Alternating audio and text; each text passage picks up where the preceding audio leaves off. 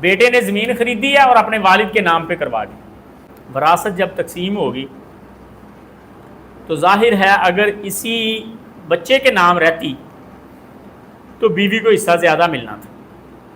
ٹھیک ہے, بیوی کو حصہ ملنا تھا, اولاد نہ ہونے کی صورت میں چوتھا حصہ اور اولاد ہونے کی صورت میں 8واں حصہ. اب اگر اس نے اپنے والد کے نام کروا دیا بیٹے نے اور فوت ہو گیا خود, تو پھر ظاہر ہے والد کی وفات کے بعد بہو کو تو کچھ نہیں ملنا, بہو کی اولاد کو مل سکتا ہے بیٹے کا حصہ. ٹھیک ہے, بہو تو درمیان میں سے شارٹ ہوگی. تو اسی لیے میں یہ کہتا ہوں, اور میں مسئلہ پہلے بھی بتا چکا ہوں, کہ جو بھی بچے جائیداد خریدتے ہیں وہ جذبات میں آ کے اپنے والد کے نام نہ کروایا کریں. والد کے ساتھ اس نے سلوک کے اور بڑے طریقے ہیں. آپ وہ زمین جائیداد اپنے والد کے نام کروا کے اپنی اولاد اور بیوی کا حق کم کر رہے ہیں اور بھائیوں اور بہنوں کا سب کا حق زیادہ کرنے بڑھا رہے ہیں. یہ بسا اوقات جذبہ ہوتا ہے نا کہ یار میرے والد صاحب نے میرے لیے بڑا کچھ کیا ہے, اور وہ فلموں ڈراموں میں دیکھا کہ بیٹے نے اتنی زمین ایکڑ خریدی اور اس نے اپنے والد کے نام کروا دی اور والد صاحب بڑے خوش ہو گئے.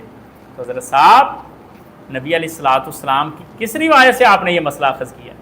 کس صحابہ کی سنت سے آپ نے یہ مسئلہ اخذ کیا کہ آپ نے زمین خریدی اور والد کے آپ نے خرید لی؟ والد کے لیے یہی بڑی خوشی کی بات ہے کہ میرا بیٹا کامیاب ہو گیا اور میرے بیٹے نے زمین خریدی ہے.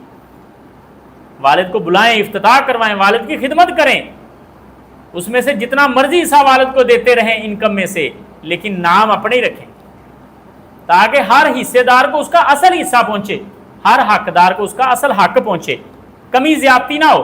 بہن بھائیوں کو حصہ اپنے بچوں کا کاٹ کے دے دینا, میں تو ہمیشہ سے اس کی مذمت کرتا ہوں, یا بہن بھائیوں کا حصہ کاٹ کے اپنے بچوں کو دے دینا. اور اس سینس میں یہ بات بھی یاد رکھیں, جو بیٹیاں منہ کھول کے جناب یہ بات ہم نے اپنا حصہ اپنے بھائیوں کو معاف کر دیا, آپ اپنے بچوں کا حصہ اس کو دے رہے ہیں, یہ آپ کے بچوں کی پراپرٹی ہے, آپ کے ذریعے جو بچوں کو ملنی تھی آپ نے اپنے بھائیوں کو دے دی, صرف اس لیے کہ میری میکے میں شان و شوکت بنی رہے, میری بھابیاں میری عزت کرتی رہیں, اور سسرال میں ان کو یہ رہے کہ اس کی بڑی عزت ہے میکے میں. لی کیسے ہے یہ بھی پتہ ہے, زمین دے گئے.